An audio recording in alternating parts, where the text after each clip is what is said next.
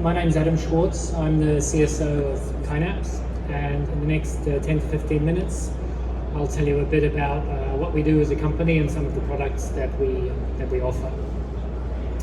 So Qynapse is a medical technology company that's commercializing a neuroimaging software platform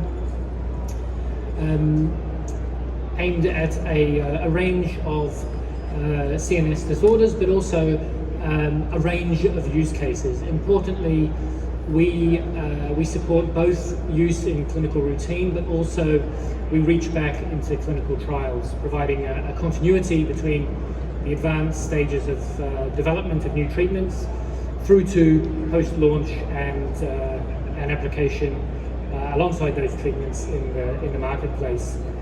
So as I mentioned, our focus is neurology, CNS.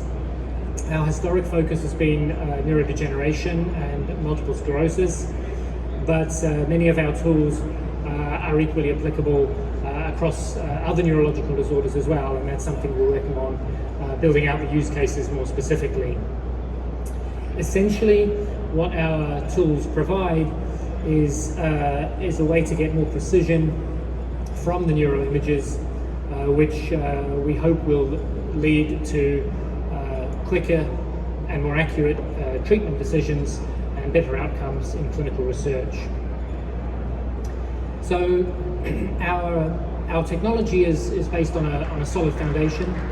We have a range of top-line collaborators around the world, and a number of patents and algorithms that underlie our software platform. We have a large normative data set which provides a frame of reference to compare results for an individual patient in a way that is interpretable at the individual level, and helps the neurologist and the radiologist, especially those that are less familiar with some of these disorders. We also have a global footprint. The company was originally headquartered in France, but we're building out our footprint in North America and Asia as well. And so the tools that we have, simply put, address the problems of diagnosis and the problems of prognosis. And so our flagship tools for those purposes currently are Chi-Score and Chi-Predict. And in the next few slides, I'll tell you a bit more about each of those.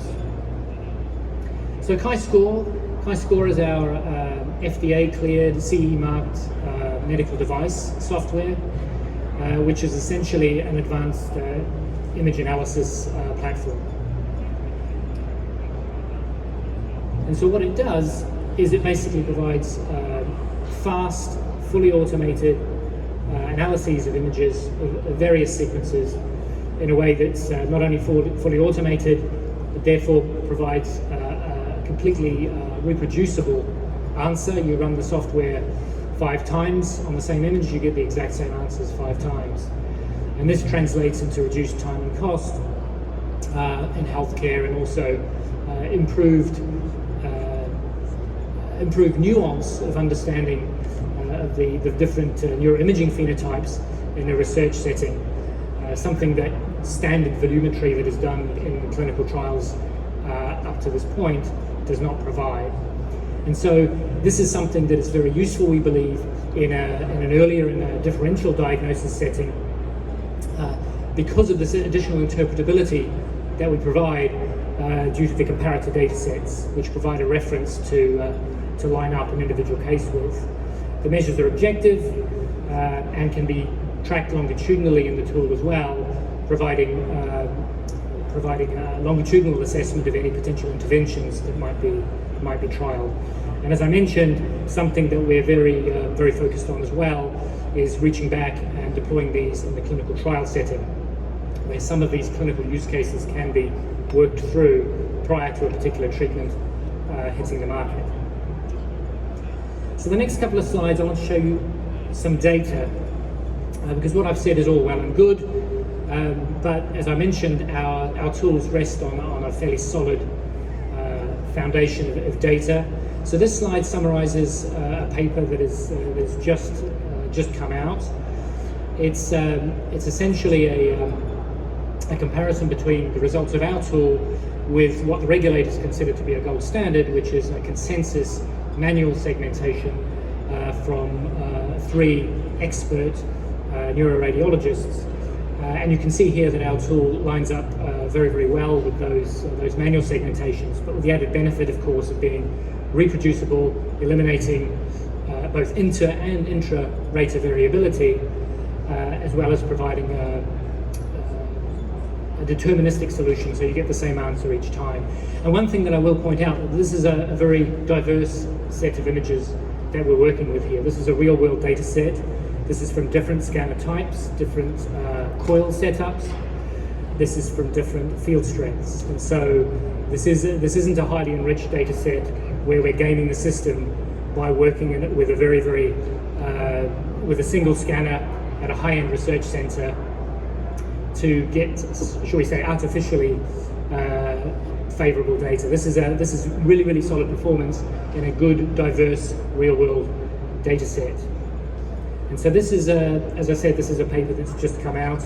It's not out online yet, I think, but we have preprints at our booth, and we'd be happy to discuss these results at greater depth for anyone who's interested.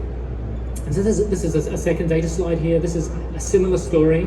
This is another one of our tools. This is, rather than structural brain volumes, this is looking at multiple sclerosis lesions, so white matter hyperintensities. A similar story emerges.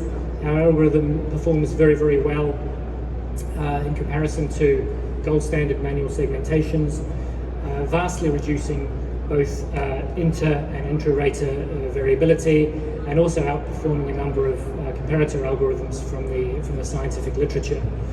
And so, again, sort of what I'm trying to get to is that we do have this solid performance in terms of the technical validation, but why should we care about that? Well, we care because it does translate to these sort of faster and more certain readouts from these imaging data than would otherwise be the case. And so I've sort of described these here in terms of a reduction in sort of the average error between either the visual rating or our solution and the gold standard, but also importantly the variability in that difference on a case-by-case basis. So if you have 10, 20, 30 multiple sclerosis patients coming through, there's a much less variable difference between the gold standard and our results compared to any individual rater in our results. And again, this is something that is also in press, is not out yet, but we'd be happy to sort of walk through this in detail with any of you who are interested. So just to wrap up, I will also emphasize that our tools are designed as software as a service for global rollout. It's not, there's nothing specific to any one geography about our tools, and we're actively partnering with institutions in a number of geographies. And it's fairly flexible about how it can integrate with the various IT, healthcare, PACS systems as well. We can integrate with any of those. We do have our own way of interacting with the data, our own viewer. That's not mandatory. That can be good for a pilot type scenario, but really the end game for us that we're working on and implementing is a deep integration with these actual PACS systems, so it works more seamlessly with the existing radiological workflow. So that was basically Chi-Score, which, as I mentioned, was essentially it's an image analysis suite designed primarily for better diagnosis, although there may be some benefit for prognosis as well. But for prognosis, we actually have a sort of a different set of solutions, and that's something that we call Chi-Predict. I will point out and emphasize that this is for research use only. This is not regulatory approved for this purpose, but it's something that we are deploying in the research setting and in clinical trials. What it does is basically provides an amalgamation of the outcomes of the image analysis along with some fairly basic clinical data, genetic data, that enables us to give some sort of probabilistic estimate of how likely an individual patient is to decline clinically in the next year or two. And that is something that we do hope in the future will have some traction in clinical practice. For now, it's in clinical research.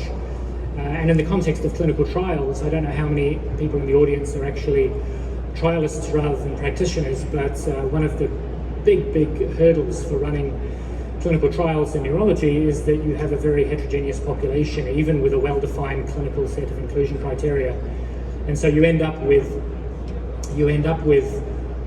some patients that decline rapidly, other patients that decline not at all.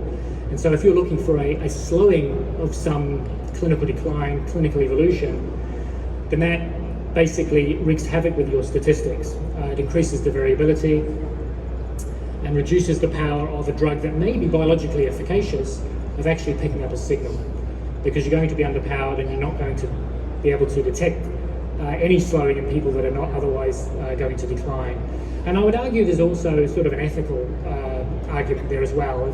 If somebody is not going to be declining clinically, even if they have biological signatures to make them suitable for a given treatment, then there's an argument that is it worth them being exposed to an investigational treatment with potential side effects if they're actually not going to derive any, even a theoretical benefit from it, given that they're not likely to decline. And so this is sort of another side of our stable, if you like, of tools that is currently available for use in research. And so just to summarize, what we seek to provide at Qynapse is objective and reliable measures of brain health, with the idea to improve the accuracy of diagnosis, better track the impact of therapeutics, and to reliably measure and indeed predict disease progression. We'd be happy to discuss further with you. We're at booth 4161, which is just over there next to the hot dog stand. Happy to talk to you, as with my colleagues, any questions you may have. And as I mentioned, we have some recent publications which are not yet available on the web that we'd be happy to share with you and walk through in any greater detail. So with that, I thank you for your attention and be happy to take any conversation offline. Thank you.